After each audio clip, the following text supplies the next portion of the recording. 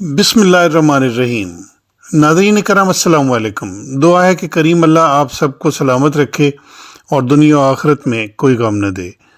ناظرین، شاہ جہان کا بیٹا محی الدین محمد اورنگزیب عالمگیر کے نام سے مشہور ہوا۔ اس نے 1658 سے 1707 عیسوی تک تقریباً 49 برس بر صغیر پر حکومت کی۔ اورنگزیب عالمگیر نے ایک مرتبہ سفر کے دوران ایک جگہ قیام کیا تو دیکھا یہاں ایک سادہ لباس میں ملبوس بزرگ تشریف فرما ہیں اور ان کے گرد سینکڑوں کی تعداد میں لوگ موجود ہیں۔ سب کے سب سادہ لباس میں اور بظاہر غریب لوگ لگ رہے تھے۔ کھانے کا وقت ہوا تو بادشاہ نے قریب ہی ایک شاندار دسترخوان سجایا، لیکن دعوت عام کے بار بار اعلان کے باوجود اس کے شاہی دسترخوان پر کوئی نہیں بیٹھا اور سب لوگوں نے اس بزرگ کے دسترخوان پر دال کے ساتھ سوکھی روٹی کھائی۔ بادشاہ اورنگزیب متعجب ہوا کہ لوگ بھوکے ہیں، ضرورت مند بھی ہیں، لیکن دعوت عام کے اعلان کے باوجود کوئی بھی نہیں آیا۔ بادشاہ اورنگزیب ان بزرگ کے پاس آیا اور کہنے لگا کہ آپ کے پاس ایسا کیا ہے کہ یہ غریب لوگ روکھی سوکھی روٹی چھوڑ کر میرے دسترخوان پر نہیں آئے؟ ان بزرگوار نے فرمایا، یہاں بیٹھ جاؤ۔ بادشاہ اورنگزیب خاموشی سے بیٹھ گیا۔ بزرگوار لوگوں کی مشکلات سنتے اور تسلی دیتے اور لوگ مطمئن ہو جاتے۔ تھوڑی دیر بعد اچانک بادشاہ اورنگزیب بلند آواز میں سبحان اللہ و بحمدہ سبحان اللہ العظیم کی تسبیح کرنے لگا۔ ان بزرگوار نے پوچھا، کیا ہوا؟ بادشاہ اورنگزیب بے ساختہ بولا کہ آپ کی محفل میں چند لمحات کی اس قربت کے بعد روحانیت کا کمال محسوس کر رہا ہوں۔ ناظرین، یہ بزرگ سید عبداللطیف کاظمی تھے جو بری امام کے نام سے مشہور ہیں، جن کا مزار اور منصوبات آج بھی مرجع خلائق ہیں اور معاشرے کے پریشان حال افراد کے لیے روحانیت اور سکون و اطمینان قلب کا باعث ہیں۔ ناظرین، ہم سمجھتے ہیں کہ پاکستان میں جغرافیکل ٹورزم کے ساتھ ساتھ ریلیجیس اور اسپرچل ٹورزم کی پروموشن وقت کی اہم ضرورت ہے، اور اس مقصد کے لیے آج ہم جا رہے ہیں لودھندی۔ جی ہاں، لودھندی، جو کہ بری امام سرکار کی عبادت گاہ یا چلہ گاہ ہے، جہاں کی تنہائی میں آپ اکثر اپنے خالق و مالک اور مقربان خدا کا قرب حاصل کرنے کے لیے کئی روز تک بیٹھا کرتے تھے۔ ناظرین، شاہ جہان کے دور میں امام بری سرکار کی پیدائش چکوال کے گاؤں کسال میں ہوئی۔ ماں بعد آپ کے والد یہاں باغ کلاں آ گئے۔ یہ باغ کلاں آج کل آب پارہ کہلاتی ہے۔ آپ کے مرشد سید جمال اللہ تھے۔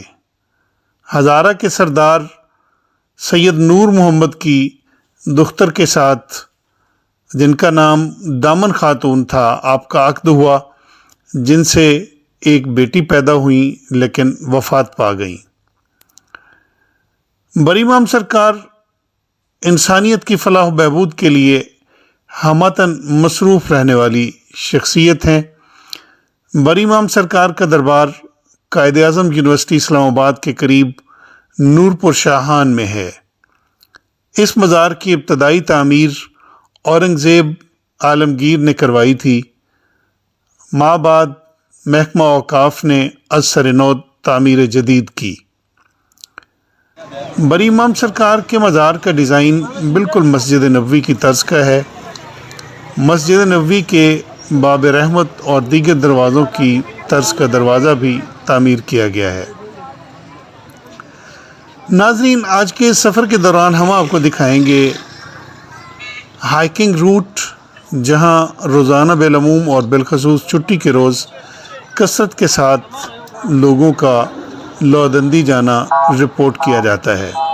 یہاں آنے والے لوگوں میں محض تفریح کی نیت سے آنے والے بھی شامل ہیں اور روحانیت پر یقین رکھنے والے بھی۔ اور اس سفر کے دوران ہم بات کریں گے دلچسپ خطرات کی، جن سے بچاؤ کی تدابیر کی بنا آپ کو نتائج کا سامنا کرنا پڑ سکتا ہے۔ اور ساتھ ہی ساتھ اس ہائکنگ کے دوران امام بری سرکار کے حوالے سے گفتگو جاری رہے گی. تو آئیے سفر کا آغاز کرتے ہیں. بری امام سرکار کے مزار کے جنوبی طرف سے ایک گلی پارکنگ پوائنٹ تک جاتی ہے، جس میں آپ اپنے انتظام پر کار، وین یا موٹر بائک پر جا سکتے ہیں. عموماً چھوٹی گاڑیاں زیادہ موزوں ہیں. گلیوں کے یہ راستے آپ کو گھوم گھما کر تقریباً مغرب کی سمت میں واقع پارکنگ پوائنٹ تک پہنچاتے ہیں. پارکنگ پوائنٹ سے آگے آپ کو ہر قیمت پر پیدل ہی چلنا ہے. یہ پارکنگ ایریا ہے جہاں ہم اپنی گاڑی اپنی ہی حفاظت میں پارک کر کے بڑھتے ہیں لودندی کی طرف. بتایا جاتا ہے کہ یہ ہائٹ کی طرف جانے والا راستہ پہلے کبھی بہت مشکل ہوا کرتا تھا، اور پہاڑ کے جو قدرتی چڑھائی ہے وہی آپ کو چڑھنا پڑتی تھی، لیکن ابھی بہت آسانی ہو گئی ہے اور سیمنٹڈ سٹیپس بنا دیے گئے ہیں. راستے میں جگہ جگہ آپ کو مختلف قسم کی دکانیں جس میں بچوں اور خواتین سے ریلیٹڈ چیزیں ہیں یہ ملیں گی، اور باقی آنے جانے والوں کے لیے کھانے پینے کی چیزیں، چائے پانی کا بھی بندوبست رہتا ہے. راستے میں کوئی ایک آدھی جگہ پہ سیلڈ والا بھی ہمیں نظر آیا، آپ دیکھیں گے آگے. تو اس طرح سے آہستہ آہستہ آپ اوپر کی طرف ہائٹ کی طرف جاتے ہیں، اور یہاں پہ مختلف قسم کے لوگ آپ کو نظر آئیں گے. کوئی محض سیر تفریح کی خاطر جا رہا ہے، تو کوئی بالکل اپنی نالین پوش اتار کے اور ننگے پاؤں جا رہا ہے، اور یقیناً یہ وہ عقیدت کا سفر سمجھ کے اس کو وہ جا رہا ہے. تو یہ باتیں ساتھ ساتھ ہماری چلتی رہیں گی، اور یہ اچھی خاصی ہائٹ ہے. تقریباً میرا اندازہ ہے کہ کوئی 1 گھنٹہ 1.25 گھنٹہ لگ سکتا ہے. بہرحال یہاں پہ ہر قسم کے لوگ مجھے نظر آئے. اس ہائٹ پر جانے والے چھوٹے بچے بھی تھے، خواتین بھی تھیں، اور نوجوان بھی. یہ دیکھیے ابھی یہ آپ کے سامنے یہ سیلڈ پوائنٹ آ گیا، اور جس طرح سے بھی اس نے سیٹ کیا ہوا ہے، بہرحال یہ یہاں کا VIP سیلڈ پوائنٹ ہے. اگر آپ بھوک محسوس کر رہے ہیں تو آپ یقیناً یہاں سے مستفید ہو سکتے ہیں. اور یہ نیکسٹ ون یہ ہینڈی کرافٹس سے ریلیٹڈ چیزیں ہیں. یہ کی رنگز ہیں اور بال پوائنٹس ہیں جن پہ مختلف قسم کے نام لکھے ہوئے ہیں: علی شان، اریان، عتیق، عباس، عنبر، انوشا. یہ مختلف قسم کے سمیرہ، احسان، یہ بال پوائنٹس ہیں. ساتھ اسی طرح سے آپ اپنی پسند کی اس میں سے چیز وہ تلاش کر سکتے ہیں. تو یہ بھی ساتھ ساتھ چلتا ہے، اور ساتھ ہی آپ مسلسل ہائٹ کی طرف بڑھ رہے ہیں. یہ اس میں سے کچھ 1-2 رنگز ہم نے بھی اٹھائے. اس میں یہ ایک بڑا خوبصورت سا نام ہے، اور اسی طریقے سے نیکسٹ فار بھی ایک اور اٹھایا ہم نے. تو آپ بھی اپنی پسند کا یہاں سے تلاش کر سکتے ہیں، اور یہ بہت معمولی سے ان کے چارجز ہیں.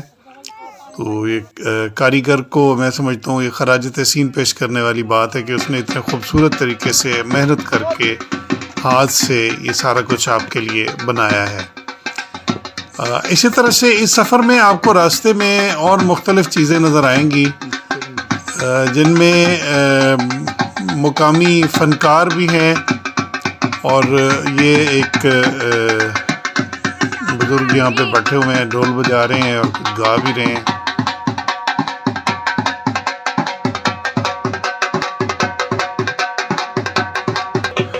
اس سفر میں مجھے بہت سارے لوگ بالکل ننگے پاؤں نظر آئے، جو یقیناً اسے عقیدت کا سفر سمجھ کے روحانیت کے حوالے سے وہ جا رہے ہیں، اور بہت سارے نوجوان اٹکیلیاں کرتے ہوئے بھی نظر آئے. تو بہرحال یہ ایک اچھی سائٹ ہے، اچھی جگہ ہے، میں سمجھتا ہوں کہ یہاں پہ ضرور آنا چاہیے۔ راستے میں اگر آپ تھک گئے ہیں تو آپ کے لیے کھانے پینے کا بندوبست بھی ہے، اور اگر آپ اپنا کر کے آتے ہیں تب بھی آپ کو اسی طرح سے روڈ سائڈ پہ بیٹھ کے انجوائے کرنا ہے۔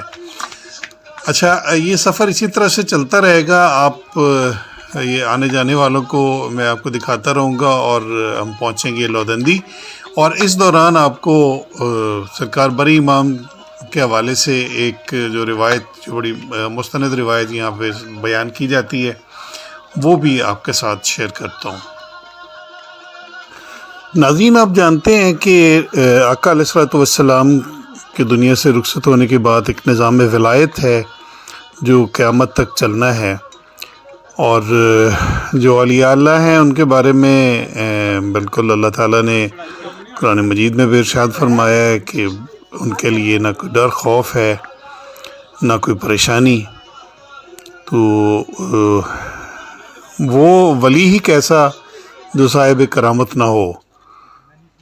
یہ تو پھر بری امام سرکار تو آپ جانتے ہیں کہ کاظمی سادات ہیں، امام موسیٰ کاظم علیہ الصلوۃ والسلام کی اولاد سے ہیں، تو سادات ہونے کے ناطے یقیناً ان کا بڑا مرتبہ ہے۔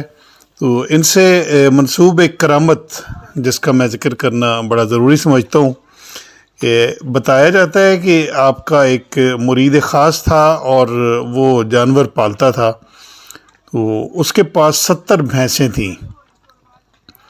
تو امام بری سرکار نے کہا کہ تم مجھے روزانہ ایک بھینس کا دودھ پلایا کرو۔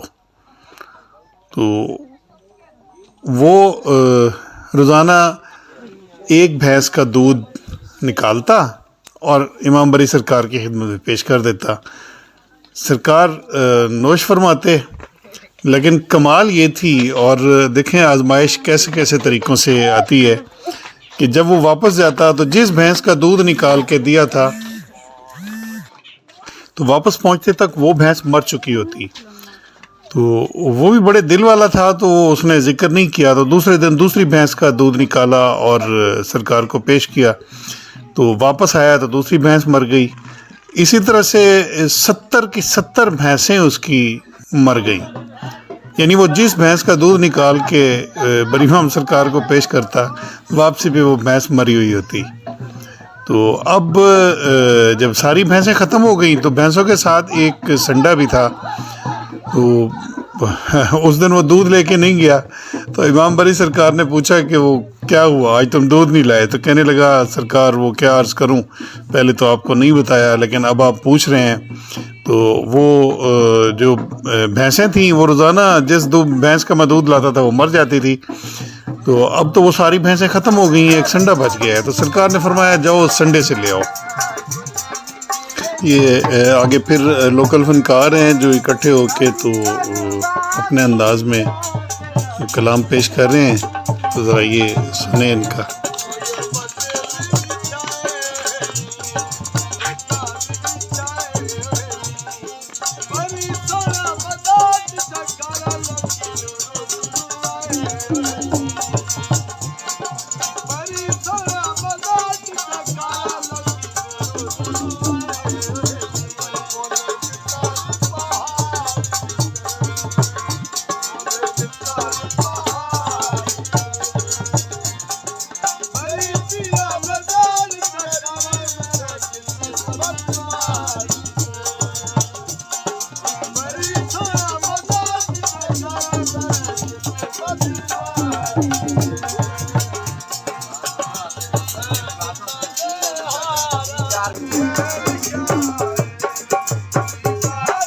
جی، میں آپ کو سنا رہا تھا کہ آپ نے کہا کہ تم اسی سنڈے سے دودھ لے آؤ، تو وہ چپ کر کے یقین کے ساتھ گیا اور سنڈے سے جا کر کہا کہ دودھ دے دو، تو سنڈے نے دودھ دے دیا، اور سنڈے کا دودھ لے کے تو یہ امام بری سرکار کی خدمت میں پیش ہوا۔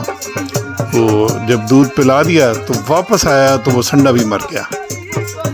تو اب اگلے دن پھر اسی طرح سے خالی ہاتھ پہنچ گیا۔ تو آپ نے کہا خالی ہاتھ کیوں آئے ہو؟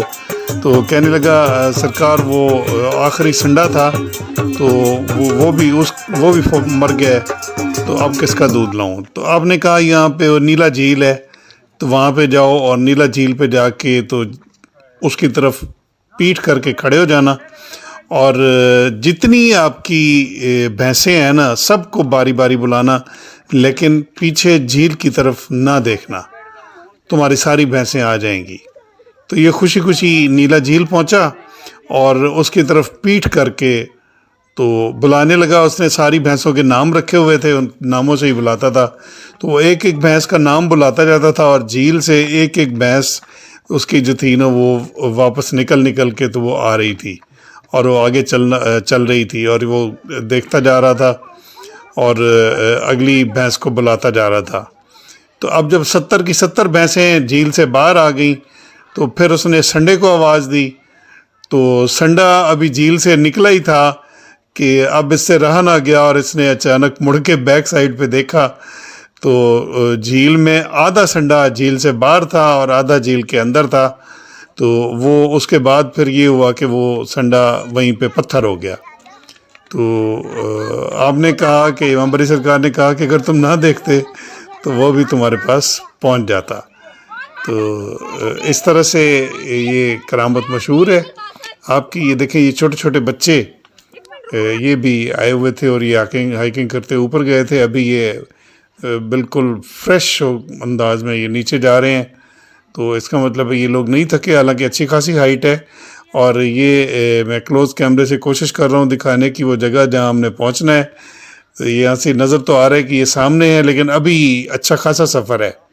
یہ تقریباً 1 سے سوا گھنٹے کی ہائکنگ ہے، اور جن لوگوں کو عادت نہیں ہے پہاڑ پر چڑھنے کی تو ان کے لیے ہو سکتا ہے یہ 1.25 سے 1.5 گھنٹہ یا اس سے بھی زیادہ ہو جائے، لیکن بہرحال میں نے بزرگ اور معمر خواتین کو بھی دیکھا ہے کہ وہ بھی ماشاءاللہ چل کے یہاں پہ آتی ہیں عقیدت کا سلام کرنے۔ تو آپ کو بھی وقت ملے، آپ کبھی اسلام آباد آئیں تو اس لوکیشن پہ اس جگہ پہ ضرور آئیں، ایک اچھا انوائرمنٹ آپ کو ملے گا، اور ساتھ ہی ساتھ اس سفر کی یاد تازہ ہوگی کہ جب بڑی امام سرکار بڑے مشکل ترین راستوں سے گزر کے تو یہاں اوپر آتے تھے، اس وقت کوئی انتظام نہیں تھا، نہ روشنی تھی، نہ کوئی اور اس طرح کا انتظام تھا، تو یہاں پہ وہ 40 دن بیٹھا کرتے تھے یا اس سے بھی زیادہ۔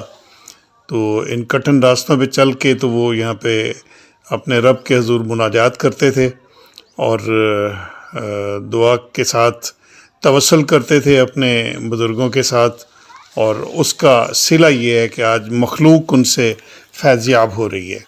تو یہ وہ خطرات ہیں جن کا میں ذکر کر رہا تھا کہ اگر آپ کچھ لے کر آتے ہیں اپنے ساتھ اور آپ کے ہاتھ میں کوئی بیگ ہے، شاپر ہے، تو پھر وہ سمجھیں کہ وہ محفوظ نہیں ہے، چونکہ منکیز یہاں پہ کھلے عام پھرتے ہیں اور بہت زیادہ ہیں، اور انہوں نے آپ کے شاپر پہ، آپ کے بیگ پہ ہر حال میں جھپٹنا ہی جھپٹنا ہے۔ تو اصل میں یہ خوراک کی تلاش میں ہوتے ہیں، تو بہت سارے لوگ ان کے لیے مونگ پھلی، بنانا اور اس طرح کی اور چیزیں لے کے آتے ہیں، تو یہ بڑے خوشی سے وہ لے لیتے ہیں اور اس کو انجوائے کرتے ہیں۔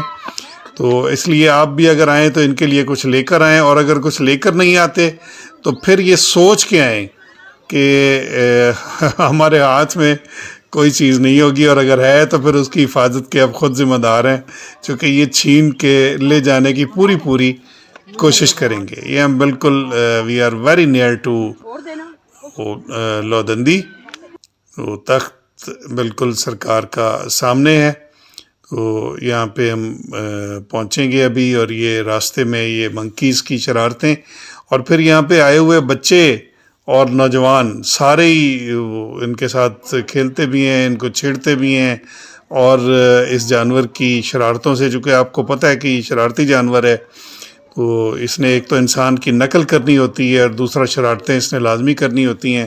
چینا جھپٹی بالکل اس کے مزاج کا حصہ ہے، وہ لوگ بھی یہاں پہ اب وہ عادی ہو گئے ہیں، اور یہ لوگوں کے ساتھ مانوس ہو گئے ہیں، ان کو پتہ ہے کہ ہم اس طرح کریں گے تو ہمیں کچھ نہ کچھ کھانے کو مل جائے گا، تو یہ کھانے پینے کے لیے چینا جھپٹی کرتے ہیں، تو اس لیے ان سے محتاط ہونا ضروری ہے۔ کہ یہ ہم پہنچ گئے ہیں جناب لودندی، اور آگے کے جو مناظر ہیں وہ آپ کو میں دکھا رہا ہوں براہ راست، جہاں پہ سرکار آ کے تو 40 دن یا اس سے بھی زیادہ بیٹھ کر تو اپنے رب کے حضور، اپنے بزرگوں کے حضور مناجات کیا کرتے تھے اور ان سے توسل کیا کرتے تھے۔ آقا علیہ الصلوۃ والسلام کے ساتھ اور ائمہ طاہرین کے ساتھ۔ تو یہ وہ جگہ ہیں۔ وہ ابھی تو میں باہر ہوں ابھی، تو اس کے بعد اندر چلتے ہیں تو وہ خاص جگہ آپ کو دکھاتا ہوں جہاں پہ تخت، اس کو اب یہ نام دیتے ہیں لوگ کہ وہ تخت ہے، یقیناً وہ تخت ہے جہاں پہ امام بری سرکار بیٹھتے رہیں۔ تو وہ بے شک پتھر ہے یا جو بھی ہے، تو اس کو اب تخت کی حیثیت یقیناً اس کو مل گئی۔ تو یہاں پہ مسجد بھی بنائی گئی ہے وہ یاد میں، سرکار کی یاد میں، اور وہ تخت بھی ہے، علم بھی لگے ہوئے ہیں۔ اچھا، اس کے علاوہ یہاں پہ بہت ساری آپ کو نا کلرفل کپڑے، بینگلز، چوڑیاں، یعنی وہ باندھی ہوئی نظر آئیں گی۔ یہ منتوں اور مرادوں کی چیزیں ہیں جو کہ یہاں پہ لوگ آتے ہیں، باندھ کے جاتے ہیں، ڈوریاں باندھ کے جاتے ہیں، یہاں پہ دھاگے باندھ کے جاتے ہیں، یہاں پہ بینگلز باندھ کے جاتے ہیں، اور جب ان کی منت پوری ہوتی ہے تو اس کے بعد وہ اس کو باقاعدہ طور پہ کھولتے ہیں۔ دینے والی یقیناً اللہ کی ذات ہے، لیکن وسیلہ یہ بنتے ہیں اولیاء اللہ، اور اولیاء اللہ کا فیض اسی طرح سے جاری ہے اور یقیناً جاری رہے گا۔ تو یہ ہے جناب، وہ آگے ایک ہال کمرہ بنا ہوا ہے، اور اس ہال کمرے کے بعد اس سے گزر کے ہم آگے جائیں گے تو پھر ہم پہنچیں گے اس جگہ پہ جہاں پہ سرکار بیٹھا کرتے تھے تنہائی میں، گوشہ تنہائی میں۔ یہ وہ جگہ ہے جناب۔ رحمان رحیم اور قادر کریم اللہ شہنشاہ بری امام سرکار کے وسیلے سے تمام لوگوں کی دعائیں، حاجات، مناجات پوری فرمائے۔ پروردگار سب کی خطائیں معاف فرمائے اور سب کو اپنے مقربین میں، پیارے لوگوں میں شامل فرمایا۔ آمین۔